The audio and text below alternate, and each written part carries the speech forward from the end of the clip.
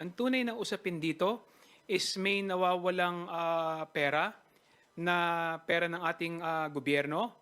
Hindi naging tama yung paggastos. Nagkaroon ng kapabayaan sa pag-handle ng confidential fund ng Office of the Vice President at saka ng Department of Education, at kailangan may managot dito. Iniisip niya, there is a grand scheme na pinagtutulungan siya.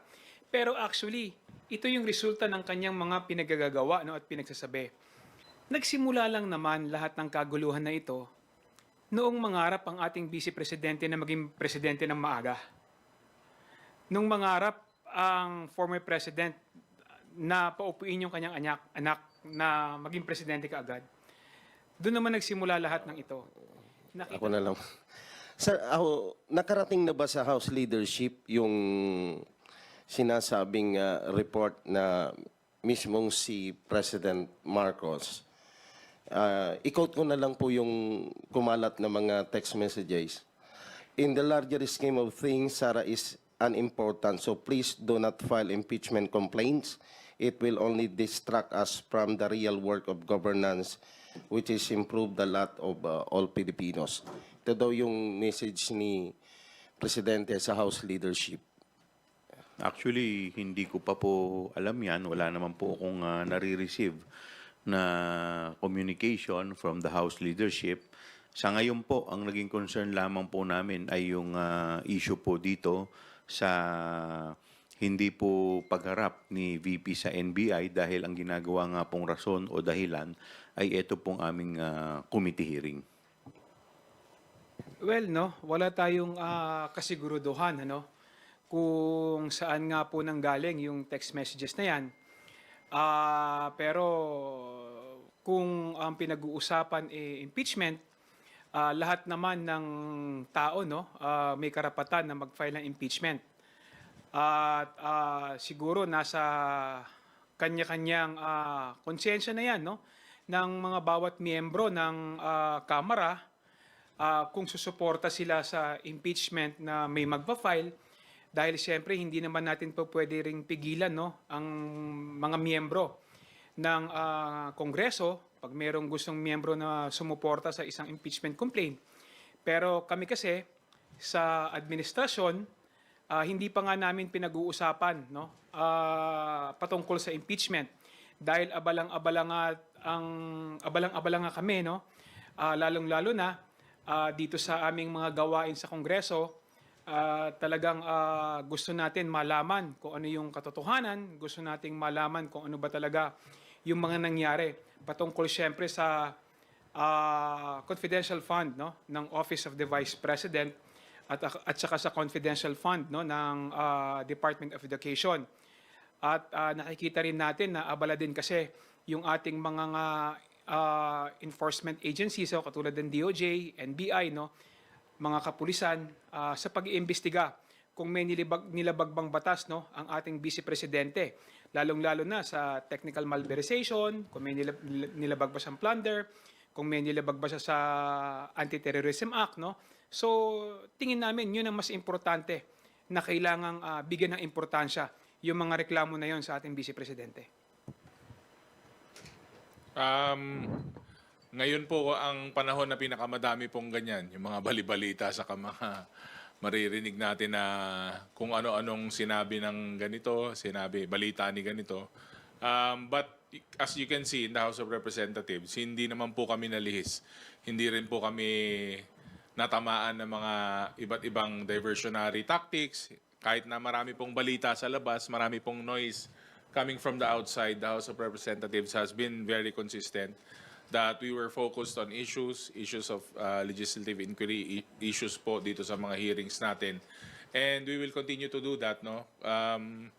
Siguro po kailangan ma-verify din po yung mga kumakalat na information na yon. But as far as the House is concerned, as far as kasama po namin si Chairman Joel, nakafocus po kami dun sa mga iba't ibang hearings, hindi lang po sa Blue Ribbon, but also the Quadcom. So, yun lang po. Salamat. Thank you. Sir, I understand that you said po na hindi pa napag-uusapan yung tungkol sa impeachment, pero meron pong statement si VP Sara Duterte recently, and sinabi po niya, if you would like to comment on this, sabi po niya, if I get impeached, that's my and gumastos at magwaldas ng pera ng gobyerno para impeach ang Vice President, para pagtakpan ng kakulangan at pagsisinungaling ng ating administrasyon, pagtakpan na yung mga pangako ay napako at babanatan nila ako. They can try and then let's see. Well, it's another diversionary tactics ng ating Vice Presidente, no? Para iiwas na naman ang usapin tungkol dun sa nangyari, no, sa pondo ng Office of the Vice President at saka sa confidential fund ng Department of Education. Ang pakiusap ko lang, sana mag-concentrate tayo doon sa kung ano ba talaga yung tunay na usapin. Ang tunay na usapin dito is may nawawalang pera ng ating gobyerno, hindi naging tama yung paggastos, nagkaroon ng kapabayaan sa pag-handle, no, ng confidential fund ng Office of the Vice President at saka ng Department of Education, at kailangan may managot dito. Doon tayo mag-concentrate kasi alam naman natin na itong mga ibang issue na ito na kanilang sinasabi at kanilang inilalabas is diversionary tactics lang ito sa pag-iwas sa responsibilidad ng ating Vice Presidente. Napakasimple lang naman ito. We want transparency, we want accountability, at kung sino may kasalanan, siya ang dapat managot. Unang-una, yung primary purpose po ng investigasyon din po natin, on top of that, ay in aid of legislation. By next week, magfa-file po kami ng mga House Bill na naging produkto po nito pong investigasyon. So, kaya nga po, sa totoo lang, yung impeachment po ay hindi pa po na pag-uusapan at kung ano pa po dahil sa totoo lang nakapokus pa po kami dito po sa mga iba po pong usapin. Opinion niya yun. At kami naman po dito, yung katotohanan at pagtuloy po ng hearings ang aming tinitignan dahil yun po ay utang namin sa taong bayan. So we will stick with that and we will still continue po kung anong trabaho na ginagawa namin dito sa House of Representatives. Sir, she also made another statement po regarding naman po doon sa planong pag-file ng violation nga po on anti-terrorism law. Ang sabi po niya, sinusubukan daw po nila to reach yung aking properties, yung assets niya, yung violation nga raw po nito, ay ginawa nila kay Kong Arnie Teves. They are doing the Arnie Teves playbook. Your comments. Well, again, no, this is another,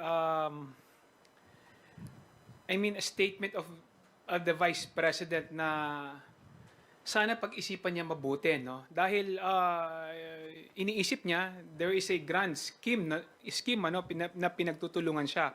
Pero actually, ito yung resulta ng kanyang mga pinagagagawa, no, at pinagsasabi. Although sa nakikita ko, no, ito personal na opinion ko, nakita naman natin yung yung batas na ipinasa nila sa terrorism, no? At talagang nakita naman natin na meron siyang violate doon. Pero kailangan nating hayaan, no, na ang Department of Justice, ang NBI at ang ating mga law enforcement unit na mag-imbestiga kung talagang may nilabag ang ating Vice Presidente. At kung nakita nila na may nilabag, nararapat lamang na filean talaga siya ng kaso. Kasi may nilabag siyang batas, kailangan siyang pananagutin. Dagdagan ko lang si Kong Jay, no? Hindi ito playbook ng ibang tao. Playbook niya ito. Kasi siya lang po nagtangkang gumawa na tangkain na patayin ng ating Pangulo, ang First Lady, at ang ating Speaker.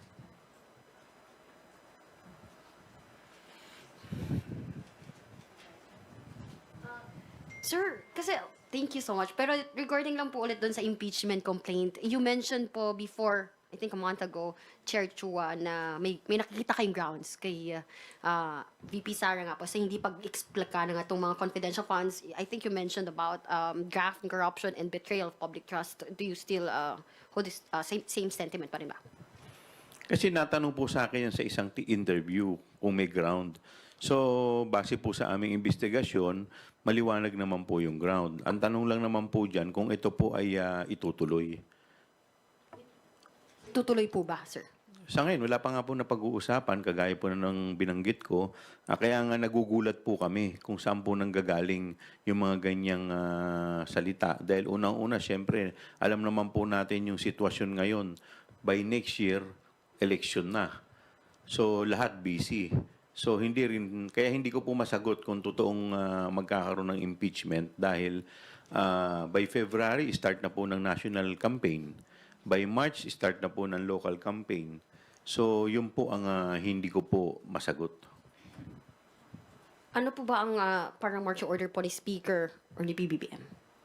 Wala naman po sa amin binabanggit pa as of now. Kaya nga po, sinasabi ko po, ito po ay pag-uusapan pa ng mga miyembro kung ano ang magiging laman ng aming committee report. But definitely, magiging laman po niyan ay yung mga batas na amin pong napag-usapan na siguro kailangan maging priority bill po para po maiwasan na po yung mga ganitong klaseng problema in the future. Thank you. Joy Cantos from Filipino Star, you're recognized. Good afternoon po, sir.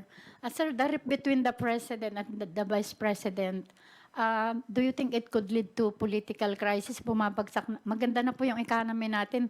Nagkakaroon na naman po ngayon ng downfall sa investment sa stock market dahil po dyan sa issue na yan.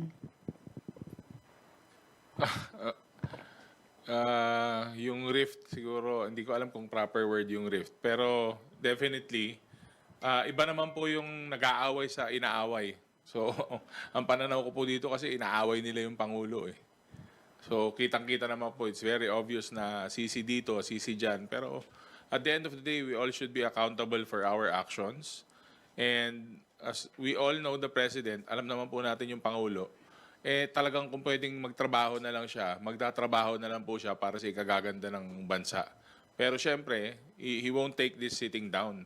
Dinet-threat ka po. So, kahit sino po sigurong mamamayan, ganun din po ang response sa nangyari.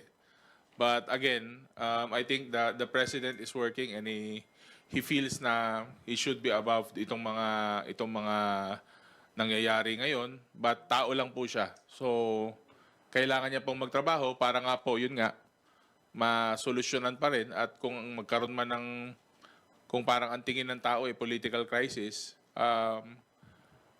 naka-back up po, saka steady po yung foundation natin, especially po sa ating economic sector.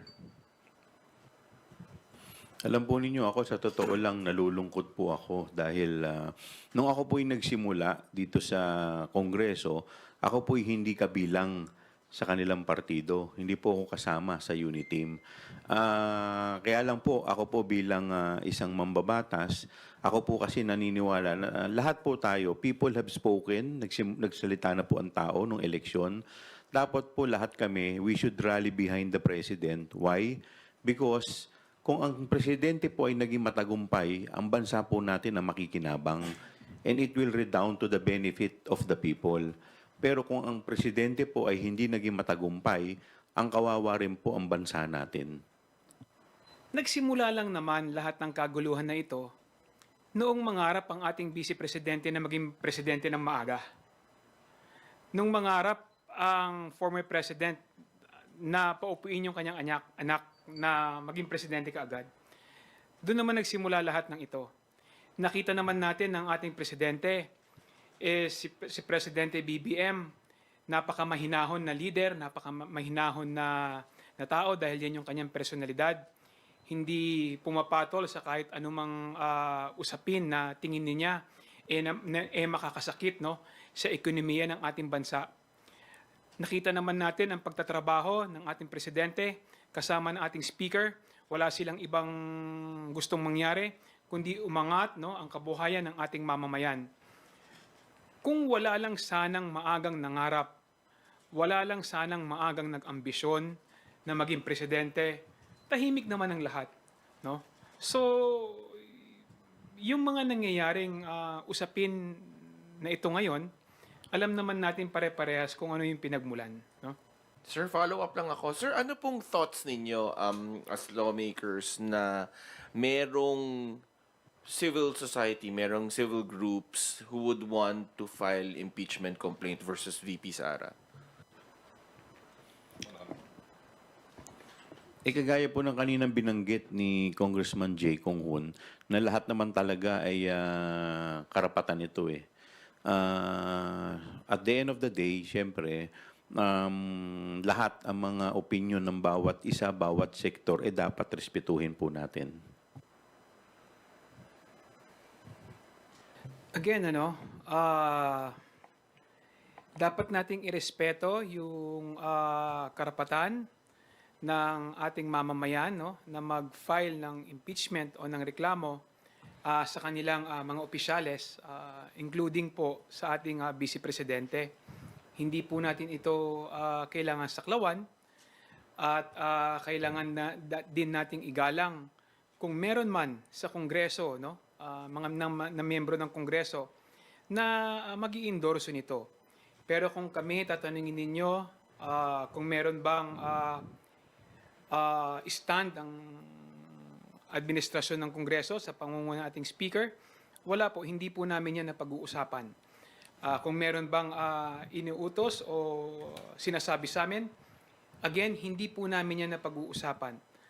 Ang isa lang ang importante sa amin, no, magawa ang aming responsibilidad, matapos ang aming hearing, makapagpagawa kami ng committee report, no, sa pamumuno ni Chairman Joel, at makapagpasa kami ng mga batas na kung saan mas mapoprotektahan yung paggastos, no, sa confidential fund ng bawat ahensya. Kasi naniniwala po kami na hindi na ito dapat maulit, no? At dapat magkaroon tayo ng safeguard, lalong-lalo na sa paggamit o sa pag-disburse, no, ng mga confidential fund ng kahit anong departamento ng ating pamahalaan. Wala. Sa kadagdagan ko na rin lang, syempre constitutional na duty namin yan as legislators. At kung meron mang maihain or wala, kailangan, syempre pag may naghain, kailangan naming actionan. Either we approve it or we don't. Yes. Thank you. So, sirs, hindi po kayo magpapadala kasi with all that happened exactly last week. Diba ganitong araw yan last week? Hindi po kayo magpapadala dun sa emosyon, sa seemingly pambabastos as an institution sa Kongreso? Nagbigay naman po kami ng reaction during the previous na press con na syempre, hindi kami sang-ayon dun sa mga nangyari. Ngunit, sabi ko nga, baka this is a bigger diversionary na tactic. So, kami po sa komite with our chairman, talagang nakafocus po kami sa issues eh. Pero syempre, nakakabahala, nakakatakot, sabi ko nga, na aabot sa ganung punto. Sabi ko pa nga, sino kayang hired assassin na to? International, local, anong death squad galing to? So, may mga tanong tayong ganun kung saang death squad, sino ba itong mga taong to, yun yung mga imbestigahan. Ngunit, hindi kami pwedeng, sabi mo nga, hindi kami pwedeng magpadala sa emosyon namin kasi nga may goal kami sa komite, which is yung mga hearings namin at makagawa kami ng ma-improve namin itong mga batas na to na may mga loopholes na siguro kailangan ng i-update. Nandun po yung focus ng committees. We are not delusional, no? We are focused, no? Kung ano yung trabaho na aming kailangan gawin, kung ano yung trabaho na aming kinaharap. We are not mentally stable, no? We are not emotionally unstable, no? So, we are in the right mind. Alam namin yung trabaho ang kailangan namin gawin at alam namin kung ano yung mga kailangan namin tapusin in aid of legislation. Thank you. Big Samintak from Net25. Please proceed with your questions. Okay. Sir, clarification lang doon sa regarding sa issue ng impeachment. You made mention, Chairman Chua, na kung may grupo na magsasampa ng impeachment against the Vice President, isa ang dahilan na medyo makakahadlang is yung time constraint na because next year, by January to February to March, campaign period na. So, meaning to say, yun bang election period, isa rin yon sa magiging hindrance para kumbaga, magkakaproblema doon sa pag-push through ng impeachment against the Vice President? Well, that is only my personal opinion. Dahil at the end of the day, syempre, hindi ko rin naman po alam kung biglang final po yan, syempre, mauobliga rin po yung mga senador to act on it. Di po ba? So, but that is only my personal opinion dahil tinitingnan din po natin dahil syempre, lahat naman po kami ay may kanya-kanyang gawain. So, ito po, yun ay personal ko lang pong opinion. Okay. Marian Enriquez from TV5. Sir, yung regarding lang po ulit sa good government, meron na po ba tayong like timeline? Nakikita ba natin na, yung kailan ba natin nakikitang matatapos po itong good government hearing? Actually, kung ako pong tatanungin, siguro baka hingin ko po yung opinion ng mga kasama ko in the next schedule. Magpapaset po kami ng meeting kung may mga kailangan pa bang pigain. Kung wala naman na po, siguro it's high time. Kasi ako, ang dami ko ng suggestion na mga batas eh. May mga kasama ko, marami na rin sinasuggest na mga batas. Kaya nga po, sabi ko, by next week, may mga maifa-file na rin po kami na batas. So hopefully po, siyempre at the end of the day, lahat ang opinion ng bawat isa ng mga miyembro ay kailangan ay hingin din po natin ang kanilang mga opinion. So sir, solve na po ba kayo kahit hindi niyo na po naisasalang yung dalawang security officers na Colonel Lachica and Nolasco? Kasi po, sa akin po, no, hindi ko po masasagot yan in so far as I'm concerned dahil yan po ay, kaya nga po sabi ko po sa inyo, tatanungin ko po muna kung ano pa ang opinion ng mga kasama ko. Kasi sa totoo lang, nagsimula po tayo dito, lahat nagpasapasahan na eh. Well, tingin ko as as nakikita ko naman kung ano yung nangyayari sa committee natin. Siguro kung tatanungin niyo kung gaano katagal, siguro may mga isa o dalawa o isa na na hearing pa na magaganap no para siguro makita natin yung kung ano talaga yung nangyari. Nakakalungkot lang dahil talagang pinipilit nilang itago no kung saan napunta yung yung pera at saka yung responsibilidad regarding sa pagkukulang sa pag-iingat ng pera ng ating pamahalaan. So it's up to the committee. Tama naman si Chairman Joel. Kailangan pagdesisyonan niya ng bawat miyembro at yung aming committee report kailangan isubmit sa plenaryo. At kailangan din naming magpasa ng ng batas para siguraduhin na itong mga nangyayaring pagkukulang, itong nangyaring korupsyon regarding sa confidential fund ng Office of the Vice President at saka ng Department of Education hindi na maulit. Sir, clarify lang. You mentioned earlier po, doon sa start pa lang po ng press con natin na pinupostpone po natin yung good government hearing tomorrow to pave the way for the NBI investigation. Nang sa ganun, ay hindi kami nagagamit bilang excuse para masagot ang complaint dito. Yun nga yung invitation kay VP Sara.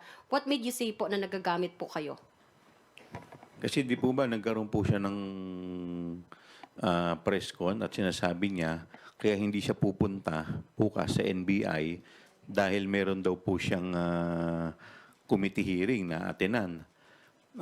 Kaya nga po, yun nga po yung pinarating sa akin ng mga kasama ko na para ang nangyari kami pa ang nagiging dahilan o nagiging excuse para po hindi siya maka-attend.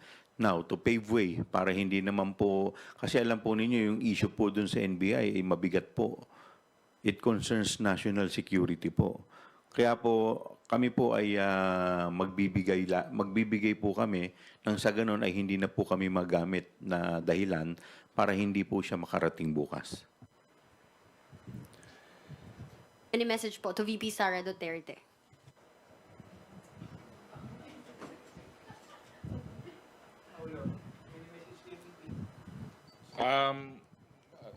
Hindi naman po, wala na pong committee hearing po. So, I guess, hindi na niya kailangan dumating. At siyempre po, at least hindi na magagamit yung committee na palusot dahil alam po namin na mas mabigat po yung kailangan harapin sa NBI. So, ingat po.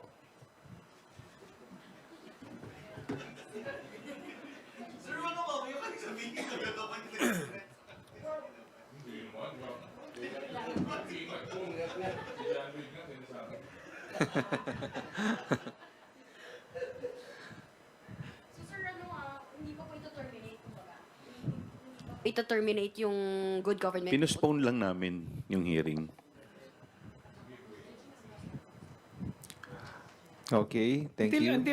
Until such time na makapag-file ang komite ng committee report sa plenaryo, dire-diretso pa rin, no, yung trabaho ng komite regarding sa confidential fund issue ng Office of the Vice President.